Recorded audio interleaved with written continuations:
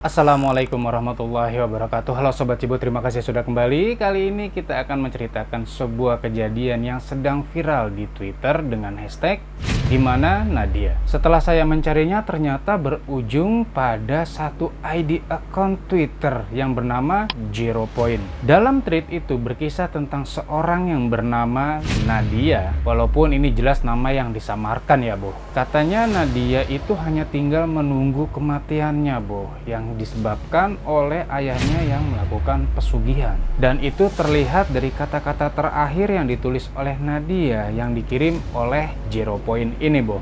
Makasih ya Bang Jero udah mau dengerin orang yang sebentar lagi kayaknya mau mati. Kayak orang yang dihantam dadanya gitu kalau ngedenger tulisan itu ya Bu. Terus bagaimana mungkin kalau Nadia ini merasa atau berasumsi dia itu sedang diambang kematian? Ikuti terus videonya.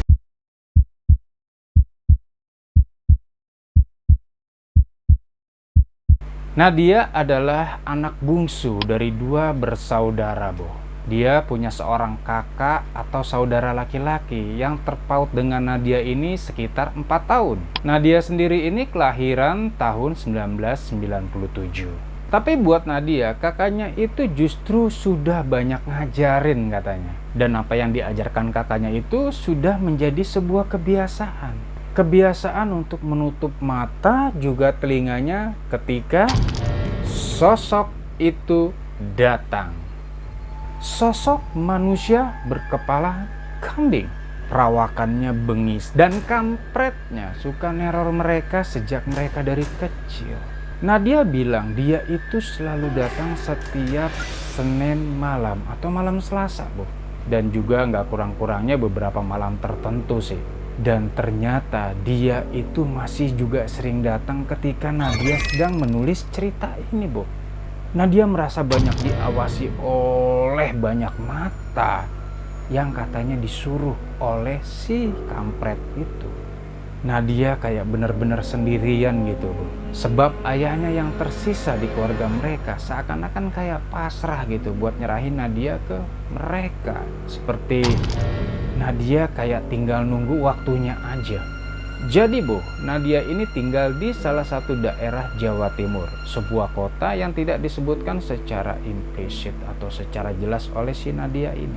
Kan yang kita tahu kalau Surabaya itu punya kota besar seperti Surabaya, Malang, Batu, Kediri kan diantaranya. Cuma ya di sini Nadia nggak nyebutin di mananya itu, mungkin menjaga privasi kali ya. Kali aja kan kalau disebutin ada pihak-pihak yang merasa tersinggung gitu. Dulunya keluarga Nadia itu bisa dibilang bahagia Bu. Orang tuanya sendiri mendidik Nadia, khususnya ibunya itu tidak dengan cara yang kasar, mengayomi dan dengan penuh kasih sayang. Dan Nadia juga masih ingat ketika orang tuanya ini benar-benar orang tua yang berjuang demi keluarga. Bapak dan ibunya ini adalah pedagang kecil di salah satu pasar di sana. Kemudian merambat pesat nih dari toko kecil menjadi toko yang besar. Lambat laun menjadi distributor sembako untuk mendistribusikan ke warung-warung kecil. Hingga akhirnya pada puncak-puncaknya usahanya ini merambah sampai menjadi pemasok ke beberapa daerah luar Jawa Timur. Pokoknya terbilang pesat deh dalam waktu yang singkat. Sampai akhirnya mereka mampu nih pindah dari kontrakan kecil sampai punya rumah sendiri di sebuah kawasan perumahan klaster. Tapi kalau dibanding dari rumah-rumah sekitarnya, rumah Nadia justru rumah yang sering melakukan renovasi kata Nadia. Ada aja gitu yang direnovasi sama bapaknya, ada aja yang diganti. Entah itu ubinnya, plafon, tembok, posisi, ya ada aja yang direnov gitu sama bapaknya. Sampai-sampai bentuknya udah nggak karuan lagi, udah nggak eye-catching banget lah. Tapi anehnya ketika ekonomi mereka sedang dalam puncak-puncaknya, justru kebahagiaan mereka sedang pudar-pudarnya Bu. Bapak ini jadi sering berantem sama ibu, dan bapak ini berubah menjadi sosok yang sangat temperamental atau pemarah. Malah suatu hari tuh pernah Nadia kena semprot gara-gara hal kecil. Nadia ngepel lantai yang kelihatan udah lengket. Ketika lagi asik-asik ngepel, bapak pulang terus langsung ngebentak Nadia, "Mau mati kamu!" Begitu katanya Bu. Nah itulah yang kadang Nadia suka berpikir keanehan dari rumah mereka. Kenapa bapak nggak selalu ngizinin ibu atau Nadia untuk bersih-bersih atau beberes rumah gitu. Rumah yang seharusnya leks di daerah klaster seperti itu, ya nggak ubahnya seperti kandang lah pada saat itu. Lantai lengket sana sini, berantakan, pokoknya nggak banget deh untuk sebuah rumah yang dikatakan klaster terbaik di daerah itu. Cuma ya mau gimana, semuanya ini takut sama bapak yang temperamental. Ya udah, akhirnya Nadia juga ngebiarin aja kondisinya seperti itu. Dengan kondisi rumah yang seperti itu ya jelas ya boh, Nadia ini sungkan lah buat ngajak teman-temannya itu buat bermain di rumahnya lah. Ya malu lah ya, rumahnya ini kotor. Hingga suatu hari keanehan terjadi sama ibu. Ibu ini jadi sering sakit-sakitan boh, sering ngelamun, sering bangun tengah malam, terus kemudian pergi ke belakang pekarangan rumah dan bengong di sana. Kadang ibu juga suka teriak-teriakan gak jelas gitu, Bu. Kayak ketakutan gitu. Ya Nadia berpikir itu adalah efek dari demam kan, makanya dimaklumin sama Nadia. Keanehan lainnya ini ketika suatu hari Nadia ini mergokin bapaknya bawa 2 kepala kambing hitam, Bu. Waktu Nadia coba bertanya, "Buat apa itu pak?" Bapaknya langsung marah. "Gak usah banyak tanya-tanya, masuk kamar semua." Begitu, Bu. Sejak saat itu Nadia jadi sering teringat dengan kata-kata ibunya yang selalu mengatakan kepada kakak dan Nadia, "Maafin ibu ya, kalian harus nurut sama bapak, ini demi keselamatan kalian." Dan kata-kata itu dilalanya sering diucapin ibu sambil nangis-nangis, Bu. Nadia nggak ngerti apa maksud ibu. Ya tetapi Nadia dan kakak tetap ikutan nangis dong pada akhirnya. Hingga suatu hari kejadian yang mengerikan itu tiba. Waktu malam itu ketika mereka sedang makan malam bersama di ruang makan, tiba-tiba ibu bilang haus nih. Kemudian ibu pergi ke dapur untuk mengambil minum. Nah, as your info nih Bu, ruang dapur dengan ruang makan itu kan nggak ada sekat. Jadi ketika ibu pergi ke dapur itu kan akan terlihat, dan ibu melakukan apapun kan akan terlihat. Nah, di sanalah mereka melihat ibu itu sedang memasak air di sebuah dandang. Nah, dia bingung loh, katanya mau minum, kok masak air?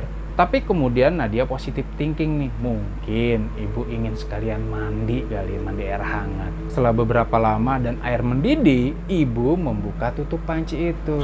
Tapi apa yang ibu lakukan, Bu? Dia mencelupkan mukanya dan kepalanya ke dalam air yang mendidih tersebut. Sontak aja ayah langsung lari narik ibu dan mereka pun semua berteriak. Ketika ditarik oleh ayah dan coba diselamatkan, mata ibu itu sudah putih semua dengan muka yang merah melepuh. Dan akhirnya ibu meninggal di tahun tersebut, yaitu tahun 2002. Rumor tentang kematian ibu yang aneh ini merebak ke tetangga. Banyak dari mereka yang menggibah kalau ibu itu kena depresi akut. Dengan kata lain, ibu dikatakan gila sama mereka. Nah, dia sebenarnya itu gemes gitu, marah gitu sama mereka yang menggibah tersebut. Cuma akhirnya Nadia urungkan karena nggak merubah apapun toh. Kecuali kalau dia melakukan itu atau ngelabrak mereka nih, terus kemudian bisa mengembalikan ibunya untuk hidup, ya mungkin akan Nadia lakukan. Makanya Bo, jangan sembarangan kalau ngegibah. Ntar kalau gibahannya justru kembali ke kamu, ayo nyahok kamu itu. Sebelum 40 hari sejak kematian ibu, suatu malam kakak ini ngetok-ngetok kamarnya Nadia. Ketika Nadia buka pintu, dia ngeliat wajah kakaknya itu penuh keringat dingin sambil ngos-ngosan gitu, Bu. Terus dia bilang mau numpang tidur di kamar Nadia katanya. Waktu Nadia tanya kenapa kak, ya dia jawabannya cuma simpel, kamarnya panas. Nah, barulah beberapa tahun kemudian si kakak ini cerita tentang kejadian tersebut. Katanya dia bermimpi kalau ibunya itu lagi di kerangkeng besi. Ibunya ini nangis-nangis penuh rasa kesakitan dan melihat kakaknya itu lalu menyuruh kakaknya untuk pergi. Lari kata ibunya. Tapi sebelum si kakak lari pergi, ada sebuah makhluk besar yang menyergap si kakak. Makhluk itu hitam, besar, tinggi. Kemudian ketika dia menyergap kakak dan kakak seperti kehabisan napas, terbangunlah kakak. Tapi ketika si kakak ini bangun, anehnya suara tangisan ibu itu masih terdengar, Bo, yang berasal dari pekarangan halaman belakang. Secara kan kamarnya si kakak ini, jendelanya itu kan langsung berhadapan dengan pekarangan belakang. Dia itu masih mendengar suara ibu itu ngerintih dan kesakitan sambil nangis-nangis dan gak berhenti-berhenti satu malam itu. Makanya kenapa dia langsung takut dan menuju kamar Nadia untuk tidur di sana. Begitu ceritanya. Hal aneh lainnya adalah kamar kerja bapak yang mereka sendiri tidak diperbolehkan untuk masuk ke dalamnya. Ini sebenarnya jadi pertanyaan besar buat mereka. Cuma lagi-lagi mereka kan harus nurut sama bapak, karena memang bapak ngelarang keras untuk mereka mendekati.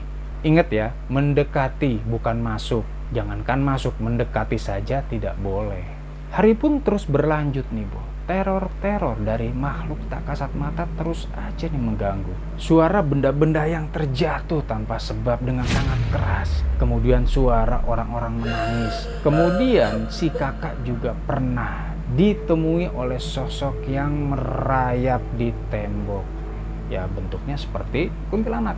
Sampai ya itu suara kambing yang terdengar setiap malam di pekarangan belakang rumah. Dan ternyata yang dengar suara itu bukan hanya penghuni dari rumah tersebut, yaitu si kakak dan Nadia. Tetapi ternyata suatu hari Nadia ditanya sama tetangganya nih, "Nat, kamu miara kambing?" Suaranya berisik banget kalau malam. Lagian kambing kenapa dipiara sih? Miara tuh kucing, anjing gitu. Meski Nadia malas ngejawab soal keponya tetangga soal piaraan, akhirnya Nadia cuma jawab, "Enggak, aku nggak miara kambing." Ya udah, akhirnya sejak saat itu Nadia harus menjalani hidup kesehariannya dengan hal-hal yang aneh, teror-teror yang aneh, dan kejadian-kejadian yang aneh. Nadia juga harus terbiasa dengan bapak yang selalu membawa kepala kambing hitam setiap malam Selasa. Bisnis bapaknya memang semakin maju, Bo. Proyeknya semakin berkembang ke berbagai daerah. Dan hal positif yang diingat Nadia adalah bapaknya memang sering bersedekah ke masjid-masjid dan panti-panti asuhan. Dan pastinya Nadia juga dapat privilege atau keuntungan dari kesuksesan bapaknya ini. Ya semisal dia menginginkan suatu hal yang sifatnya tertier, kayak dia mau handphone yang terbaru, atau iPhone yang terbaru, atau laptop yang terbaru, bapaknya selalu nurutin, dikasih. Gak munafik lah Nadia menikmati fasilitas itu juga.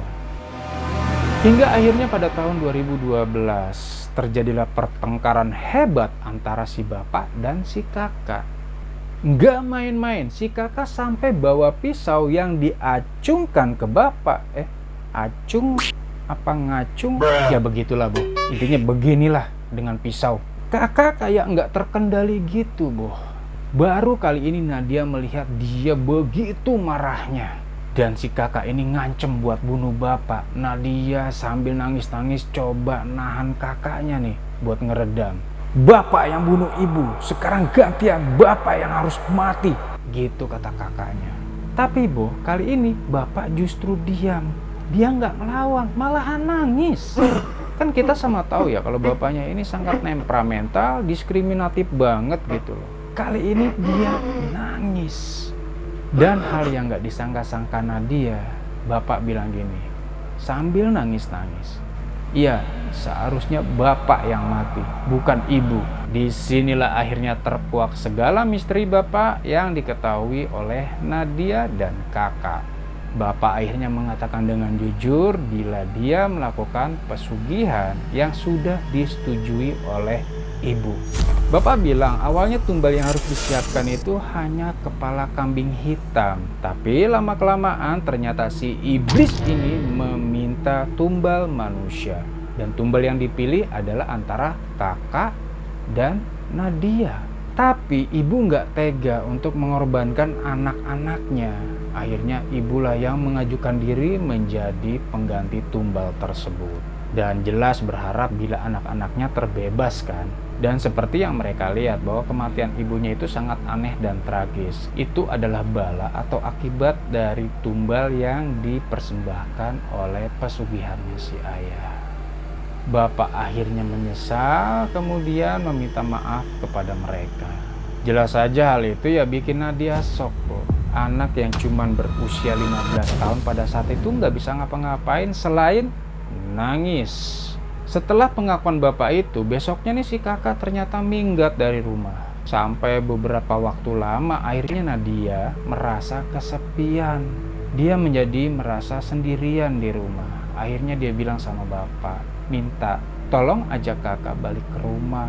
Aku kesepian pak. Sampai akhirnya bapak cari nih kakak yang ternyata menginap di rumah temannya. Bapak bujuk lah tuh si kakak untuk balik ke rumah. Akhirnya mau nih dibujuk si kakak untuk pulang.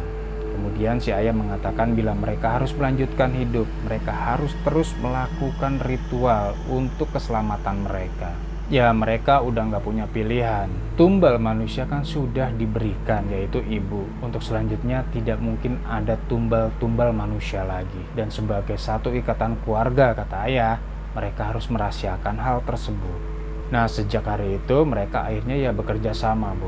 Terkadang juga Nadia membantu ayah melakukan ritual penanaman kepala kambing di pekarangan belakang rumah. Kemudian mereka tetap membiarkan lantai kotor atau rumah berantakan. Kemudian sering melakukan renovasi yang gak jelas. Atau jika pun jelas itu ketika ada serangga-serangga yang keluar dari sela-sela ubin itu. Semisal kelabang, keluar kalajengking, keluar lipan, kaki seribu. Pokoknya binatang-binatang serangga yang berbisa keluar dari sana. Maka ayah langsung membongkar dan merenovasi ubin yang ada di rumah itu. Intinya rumah yang seharusnya menjadi rumah yang nyaman untuk ditinggali ya udah bukan semacam kayak rumah tempat tinggal lagi, Bu. Perasaan was-was, perasaan takut, teror-teror terus aja dialamin sama Nadia. Gak banyak yang dilakukan sama Nadia selain selalu berdoa sama Tuhan untuk melindungi dirinya. Dan hal yang dikhawatirkan terjadi, Bu. Di pertengahan tahun 2012, kakak meninggal.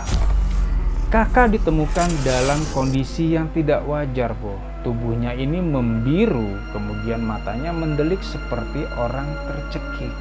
Walau sempat ayahnya dan Nadia membawa si kakak ke rumah sakit, namun pihak rumah sakit mengatakan bila nyawa kakak sudah tidak bisa tertolong. Malah kemudian pihak rumah sakit berasumsi atau mengatakan bila kejadian itu atau penyebab dari kematian si kakak adalah penyumbatan darah yang berakibat tidak terpompanya darah ke jantung dan paru.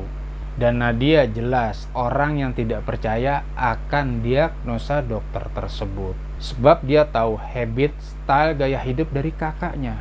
Ya tapi Nadia nggak bisa ngomong apa-apa. Nadia cuma nangis. Sejak saat itu Nadia sudah benar-benar membenci bapaknya, Boh.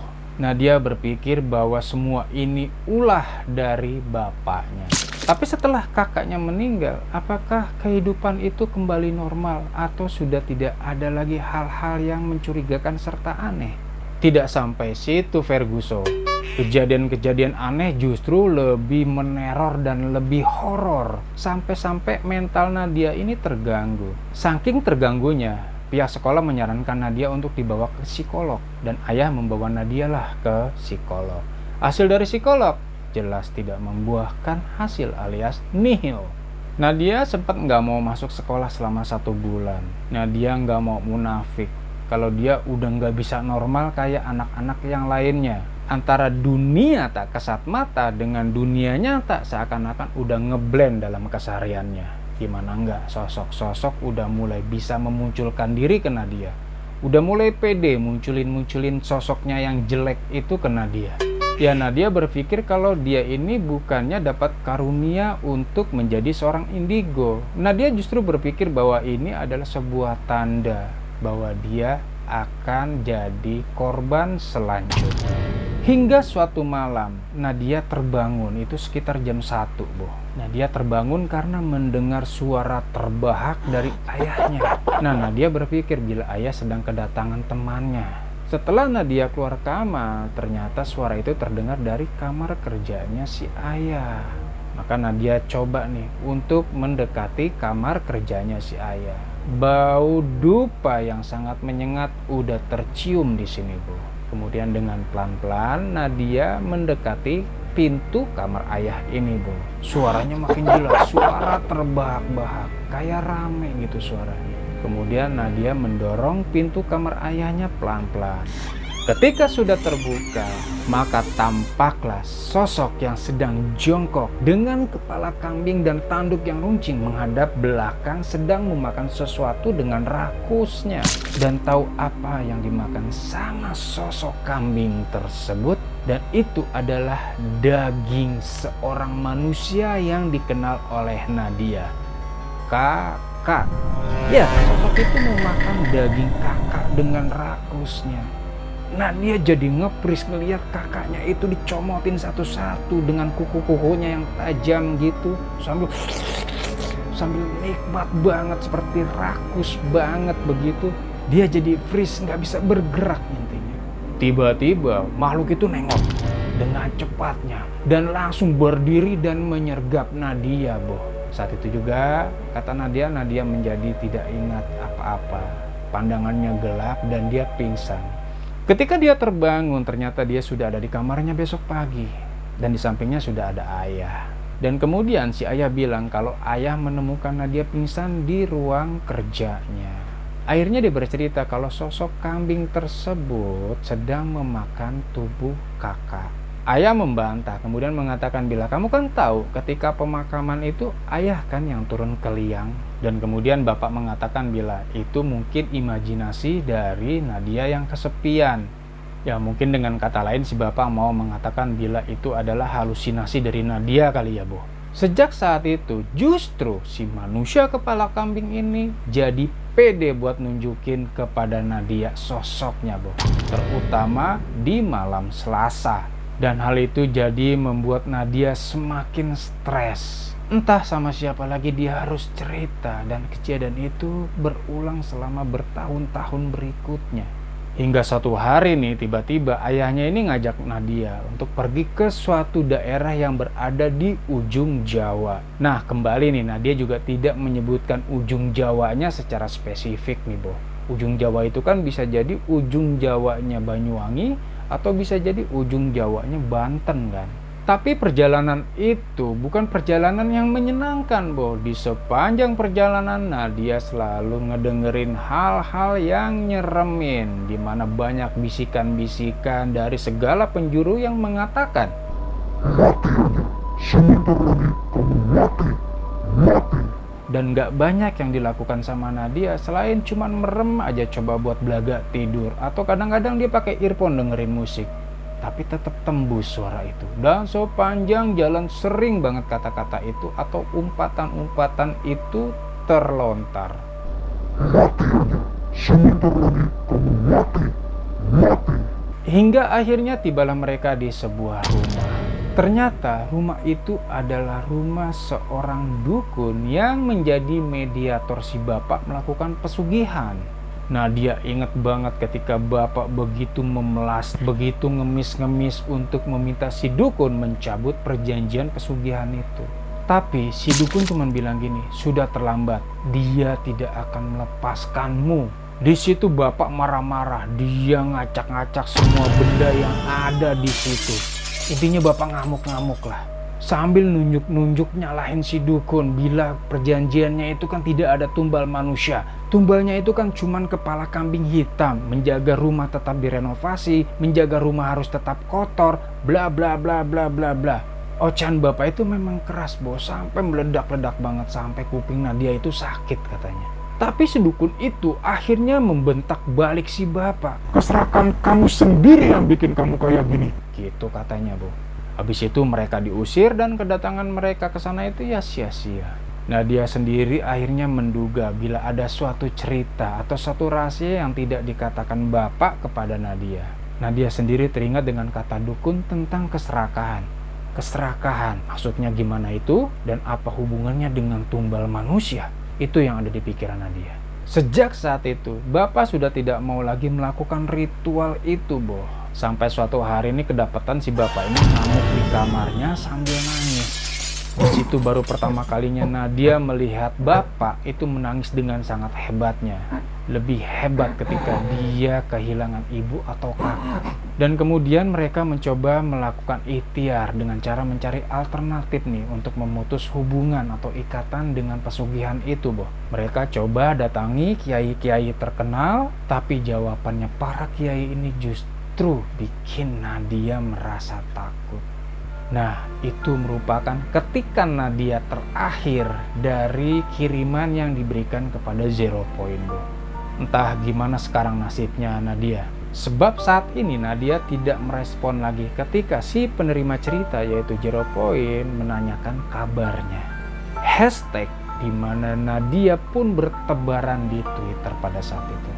Banyak para reader yang ingin tahu update terakhir dari seorang Nadia. Masih hidupkah? Atau memang sudah tidak ada di dunia ini? Sebab seperti yang kalian tahu, Boh, kematian antara ibu dan kakaknya itu punya pola. Ibu 2002, kakak 2012. Apakah pola per 10 tahun ini akan berlaku ketika tahun 2022? Wallahu a'lam. Kalau kalian ada yang tahu, mohon dengan sangat untuk memberikan kami informasi di kolom komentar. Semoga informasi itu bermanfaat buat yang lain dan menjadi sedekah jariah kamu. Amin. Itulah cerita dari Nadia, Boh. Percaya deh, gak ada pesugihan yang bisa bikin kekal. Semuanya pasti akan berujung pada kehancuran. Belum lagi pertanggungjawaban kita nanti kepada Allah Azza wa Jalla. Bersekutu dengan iblis, jin, setan adalah salah satu masuk dalam golongan dosa besar yang tidak termaafkan. Masih banyak cerita yang mau saya kasih ke kalian, jadi jangan lupa untuk klik tombol loncengnya agar dapat notifikasi bila ada video terbaru, like bila kalian suka dan dislike kalau nggak suka. Share kalau video ini bermanfaat untuk berbagi jariah kebaikan kepada teman-teman, saudara, dan sebagainya. Akhir kata saya ucapkan wassalamualaikum warahmatullahi wabarakatuh dan bye-bye.